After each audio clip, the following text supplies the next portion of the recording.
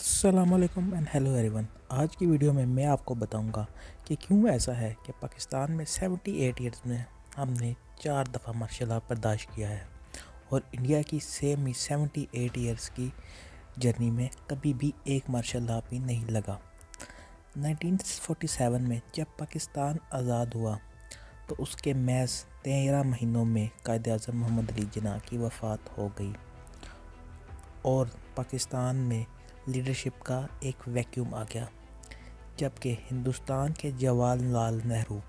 15 اگست 1947 سے 27 مئی 1964 تک بھارت کے یعنی تقریباً 17 سال انہوں نے بھارت پر حکومت کی. جواہر لال نہرو نے اپنے ملک ہندوستان کو کو پروف یعنی مارشل لا سے بچانے کے لیے کچھ ایسے اقدامات کیے جس سے انڈیا ایک ڈیموکریسی بن کر سٹینڈ آؤٹ کرنے لگا ساؤتھ ایشیا میں. سب سے پہلے نہرو نے اپنی فوج میں پورے انڈیا سے فوجی بھرتی کروائے تاکہ کبھی بھی ایک رسل یا ریس کے لوگوں کی تعداد فوج میں ایک خاص تناسب یا پرسنٹیج سے زیادہ نہ ہو اور ہندوستانی فوج ایک انڈین آرمی کی طرح کام کرے، نہ کہ کسی علاقے کی آرمی بن کر. لیکن ہندوستان کی آزادی کے وقت پاکستان کو پنجاب ریجمنٹ ملی جو کہ پنجابی مسلمان تھے. یوں پہلے دن ہی پاکستان آرمی میں پنجابی لوگوں کی تعداد بہت زیادہ تھی اور آرمی کا پنجاب کی طرف ٹلٹ یا جھکاؤ زیادہ تھا. دوسرا جو سب سے امپورٹنٹ سٹیپ یا پھر ماسٹر سٹروک نہرو نے آرمی میں امپلیمنٹ کیا وہ یہ تھا کہ انڈین آرمی کو 4 کمانڈز میں تقسیم کیا اور آرمی چیف جو کہ اس وقت کمانڈر ان چیف کہلاتا تھا اس کو فرسٹ امنگ ایکولز یعنی انڈین آرمی کے چاروں کمانڈر آرمی میں کمانڈر ان چیف کی ایڈوائس پر عمل کرتے تھے، نہ کہ کمانڈر ان چیف سے براہ راست حکم لیتے تھے. اس طرح انڈیا میں مارشل لا لگانا کمانڈر ان چیف یا آرمی چیف کے ہاتھوں میں رہا ہی نہیں اور اس کو مارشل لا لگانے کے لیے 4 کمانڈرز کو ایگری کرنا پڑتا تھا، جن کی تعداد آج کے انڈیا میں 7 ہو گئی، یعنی آج انڈیا میں 7 کمانڈر ہیں اور یہ سب کچھ آئی بی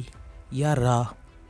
کے نیچے کرنا تقریباً ناممکن ہے. اگر پاکستان میں جتنی بھی کمانڈز ہیں وہ براہ راست حکم آرمی چیف سے ہی لیتی ہیں، جس کی وجہ سے کبھی بھی مارشل لا لگانا آرمی چیف کے لیے کوئی مشکل کام نہیں رہا. اس کے علاوہ را جو کہ انڈیا کی سیکرٹ ایجنسی ہے اس کا ہیڈ پرائم منسٹر اپنی مرضی سے سویلین یا فوجی جنرل لگاتا ہے. کہ انٹیلیجنس کے چیف کا آرمی سے ہونا ضروری نہیں ہے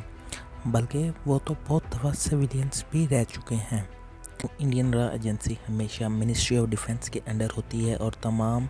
آرمی کے انٹرنل میٹرز پہ سویلین گورنمنٹس کو باخبر رکھتی ہے. لیکن آئی ایس آئی جو پاکستان کی انٹیلیجنس ایجنسی ہے اس کا ہیڈ آرمی کا ہی میجر جنرل یا لیفٹیننٹ جنرل ہوتا ہے، جس کی وفاداری ہمیشہ اپنے ادارے کے ساتھ رہتی ہے یا نہ کہ کسی سول گورنمنٹ کے ساتھ. اس کے علاوہ انڈیا میں پرائم منسٹر کی پروٹیکشن جو کہ 1984 میں اندرا گاندھی کی اساسینیشن سے پہلے دلی پولیس کے انڈر تھی، وہ بھی ایس پی جی کمانڈو کا ایک اسپیشل یونٹ بنا کر ان کے حوالے کر دی گئی ہے جو کہ براہ راست کیبنٹ سیکریٹریٹ کے انڈر آتا ہے،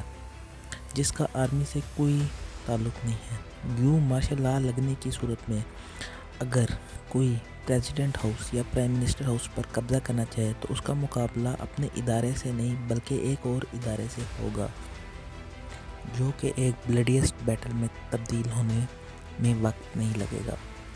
یوں جواہر لال نہرو نے انڈیا کو پروف کیا یعنی مارشل لا سے پاک کیا اور آج انڈیا کی ڈیموکریسی دنیا بھر میں مشہور ہے اور انڈیا ساؤتھ ایشیا میں ایک ریئل ڈیموکریسی بن کر ابھرا ہے. اگر آپ کو یہ ویڈیو اچھی لگی ہے تو میرے چینل کو سبسکرائب اور لائک کر دیں. Thank you very much.